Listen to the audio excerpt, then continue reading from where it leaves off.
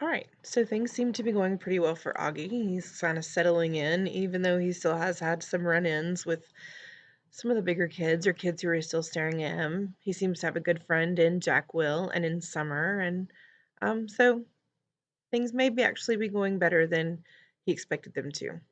So let's see what's going to happen next.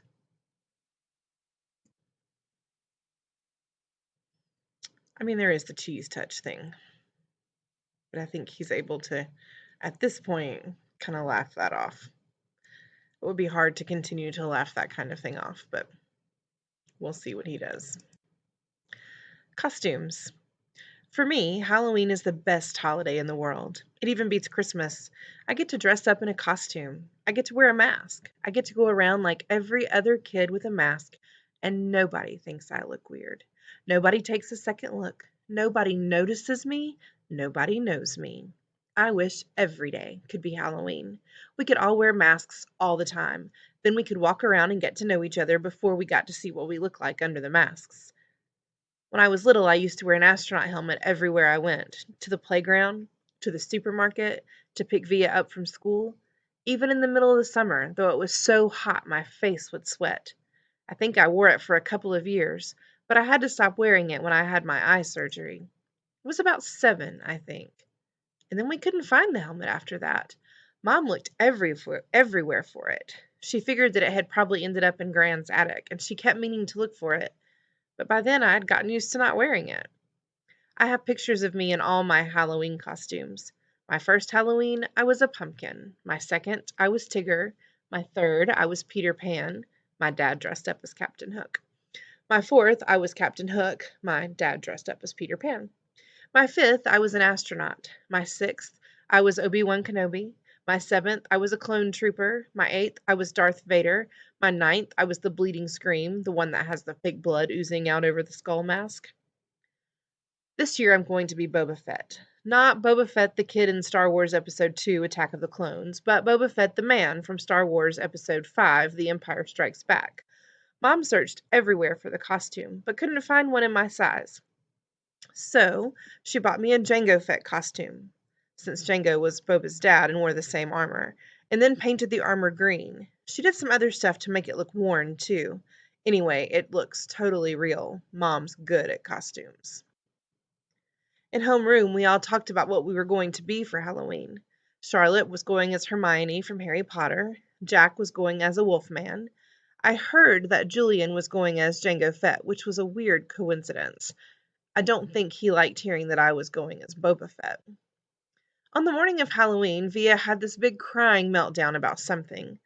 Via's always been so calm and cool, but this year she's had a couple of these kinds of fits. Dad was late for work and was like, Via, let's go. Let's go.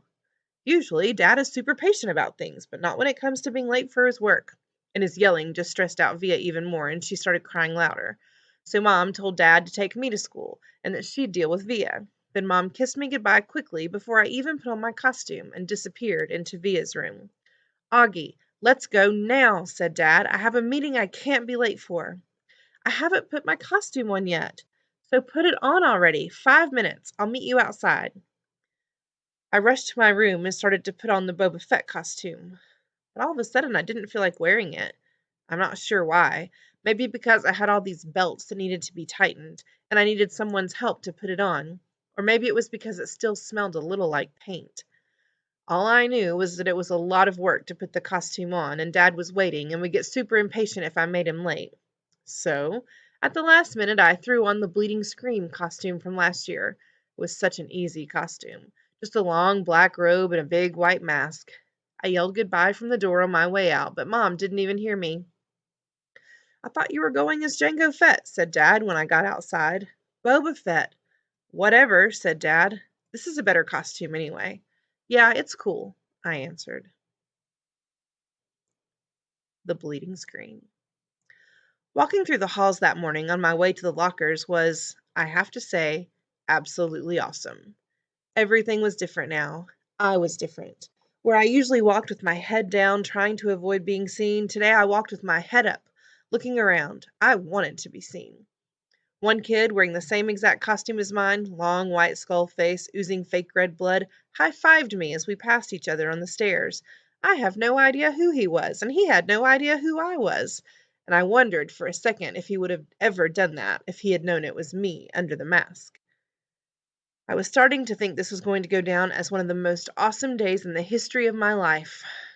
But then I got to homeroom. The first costume I saw as I walked inside the door was Darth Sidious. It had one of the rubber masks that are so realistic, with a big black hood over the head and a long black robe. I knew right away. It was Julian, of course. He must have changed his costume at the last minute because he thought I was coming as Jango Fett. He was talking to two mummies who must have been Miles and Henry, and they were all kind of looking at the door like they were waiting for someone to come through it. I knew it wasn't a bleeding scream they were looking for. It was Boba Fett. I was going to go and sit at my usual desk, but for some reason, I don't know why, I found myself walking over to a desk near them, and I could hear them talking. One of the mummies was saying, "It really does look like him." "Like this part especially," answered Julian's voice. He put his fingers on the cheeks and the eyes of his Darth Sidious mask. "Actually," said the mummy, "what he really looks like is one of those shrunken heads. Have you ever seen those? He looks exactly like that." "I think he looks like an orc." "Oh, yeah." "If I look like that," said the Julian voice, kind of laughing, "I swear to goodness I'd put a hood over my face every day."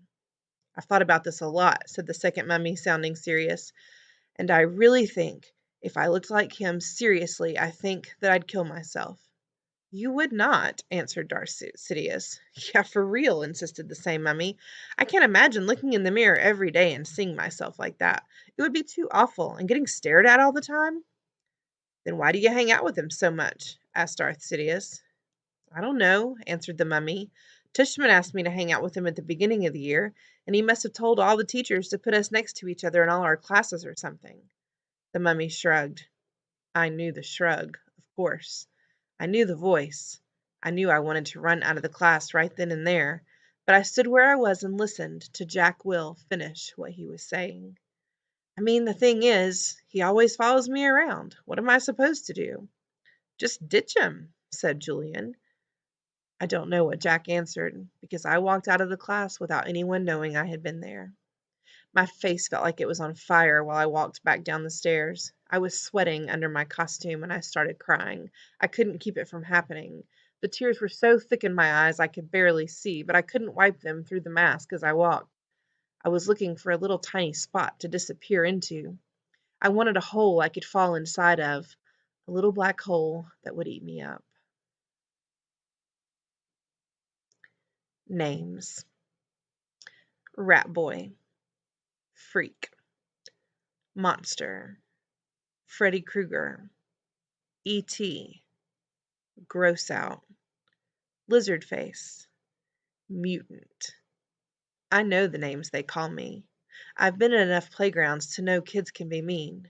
I know, I know, I know. I ended up in the second floor bathroom. No one was there because first period had started and everyone was in class. I locked the door to my stall and took off my mask and just cried for I don't know how long.